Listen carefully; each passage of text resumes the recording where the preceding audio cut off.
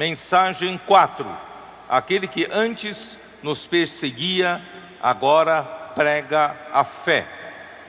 Leitura da Bíblia, Gálatas 1, versículos de 13 a 24.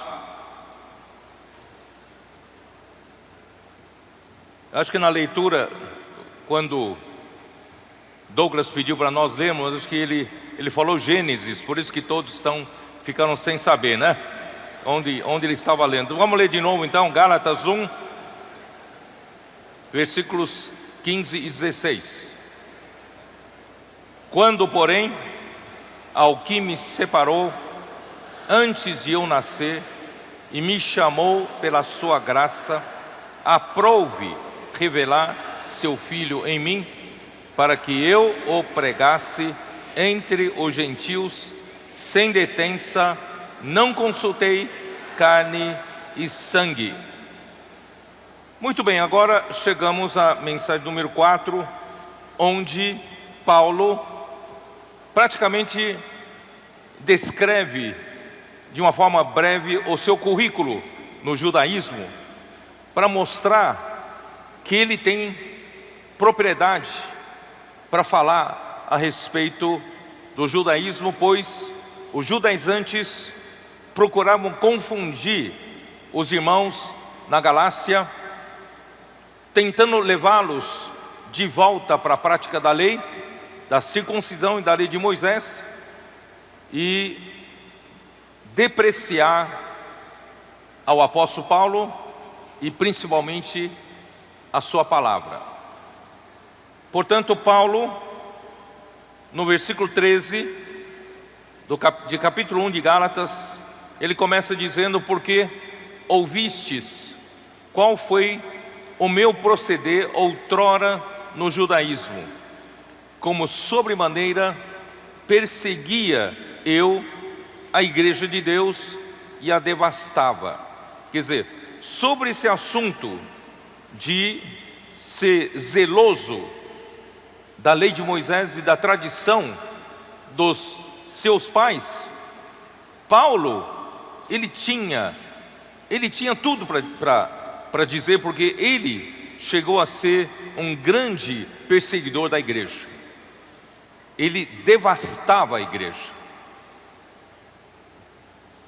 Paulo agora se depara com a intromissão dos judaizantes, dos mestres judaizantes, no seu trabalho junto aos Gálatas, na tentativa de convencê-los de que para ser salvo, além de crer no Senhor Jesus, era necessário praticar a circuncisão e guardar a lei de Moisés.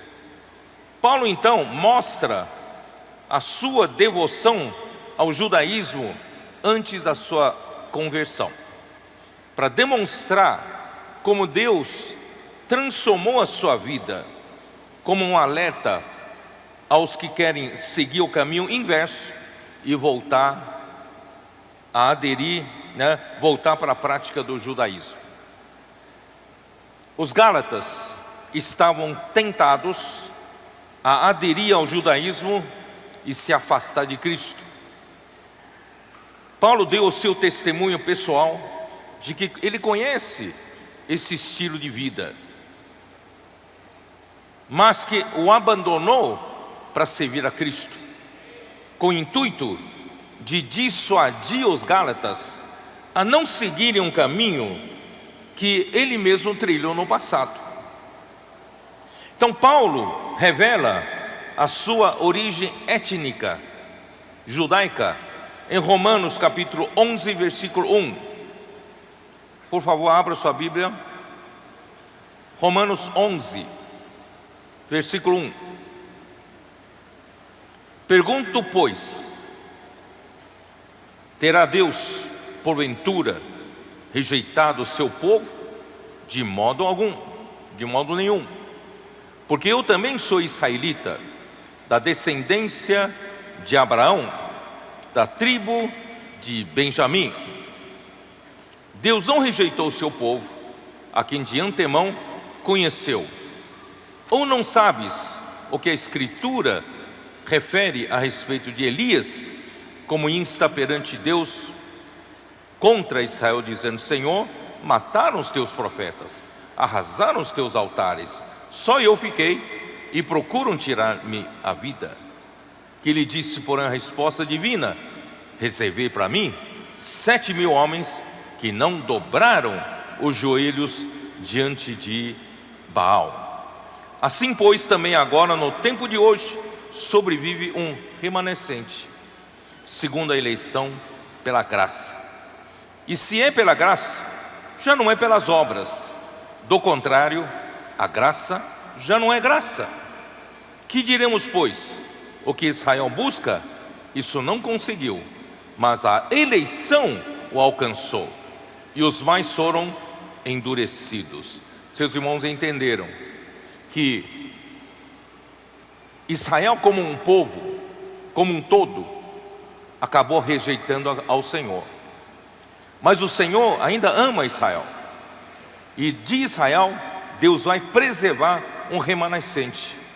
Esse remanescente será salvo pela eleição da graça.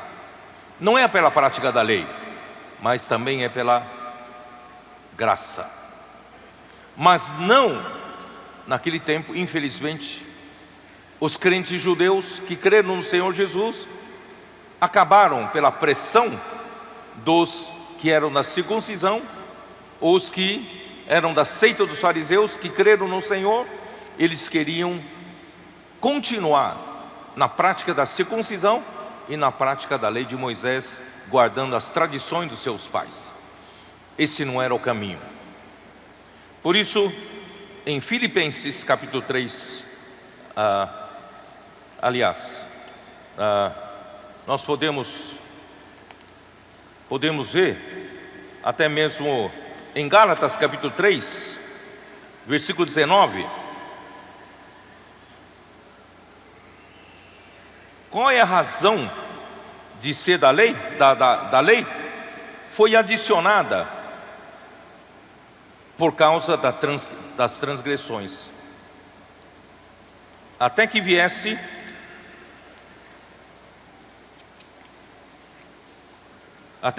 o descendente a quem se fez a promessa, e foi promulgada por meio de anjos pela mão de um mediador. Ora, o mediador não é de um, mas Deus é um. É porventura a lei contrária às promessas de Deus? De modo nenhum. Porque se fosse promulgada uma lei que pudesse dar vida, a justiça, na verdade, seria procedente da lei. Se os irmãos entenderam, a lei não pode dar vida.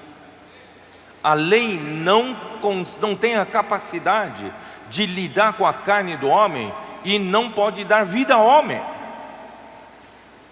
Mas a Escritura encerrou tudo sobre o pecado, para que mediante a fé em Jesus Cristo fosse a promessa concedida aos que creem. Não é pela prática da lei, mas antes que viesse a fé, estávamos sob a tutela da lei e nela encerrados, para que essa fé que de futuro haveria de revelar-se, de maneira que a lei nos serviu de aio para conduzir a Cristo, a fim de que fôssemos justificados por fé. Mas tendo vindo a fé, já não permanecemos subordinados ao aio. Pois todos vós sois filhos de Deus mediante a fé em Cristo Jesus. Porque todos quantos fostes batizados em Cristo Jesus, de Cristo vos revestistes. Irmãos, isso é muito importante no versículo 24. Dessarte não pode haver judeu ou grego, nem escravo, nem liberto, nem homem, nem mulher, porque todos vós sois um em Cristo Jesus. Se sois de Cristo, também sois descendente de Abraão e herdeiros segundo a promessa. Filipenses 3, versículo 4.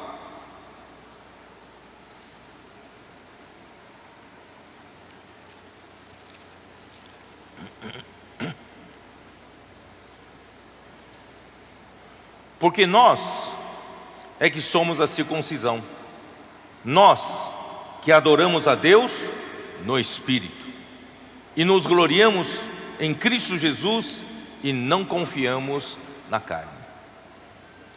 Bem que eu poderia confiar também na carne.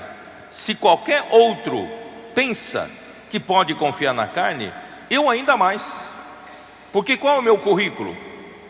Circuncidado ao 8º dia, da linhagem de Israel, da tribo de Benjamim, hebreu de hebreus. Quanto à lei, fariseu. Quanto ao zelo, perseguidor da igreja. Quanto à justiça que há na lei, irrepreensível. Mas o que para mim era lucro, isto considerei perda por causa de Cristo. Sim, deveras considero tudo como perda por causa da sublimidade do conhecimento de Cristo Jesus, meu Senhor, por amor do qual perdi todas as coisas e as considero como refúgio para ganhar a Cristo e ser achado nele, não tendo justiça própria que procede de lei, senão a que é mediante a fé em Cristo, a justiça que procede de Deus, baseada na fé. Irmão, Paulo tem toda a qualificação para dizer, porque ele viveu tanto na lei, ele foi zeloso na lei, e agora ele ganhou a graça. Ele considera tudo como refúgio, tudo como lixo, e para ganhar a Cristo. Irmãos, se aqui diz, essa palavra refúgio aqui é escubalon, significa esterco, significa lixo, para ganhar a Cristo.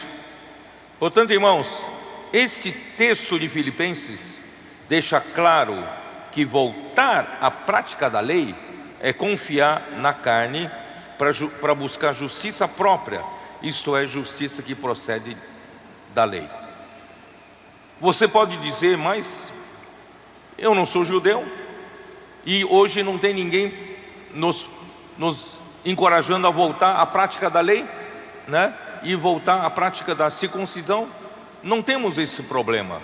Mas o que é voltar para a prática da lei? Irmãos, aqui está muito claro, é confiar na carne. Toda vez que nós achamos que nós somos capazes de fazer algo de bom para Deus, usando a nossa capacidade da carne, confiando na minha carne, irmãos, eu estou no mesmo princípio de voltar à prática da lei.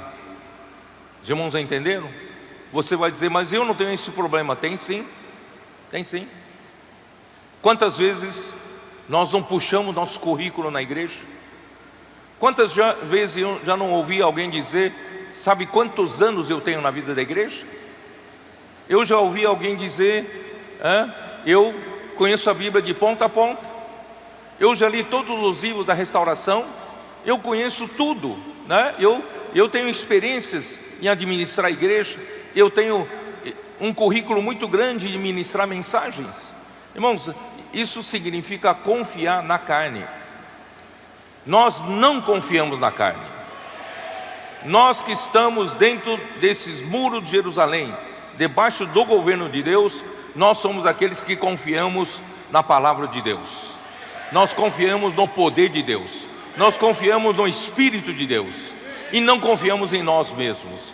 Então, se você voltar à prática da lei, você está tentando se aperfeiçoar na carne outra vez. Ó Senhor Jesus, isso que Paulo está nos ajudando.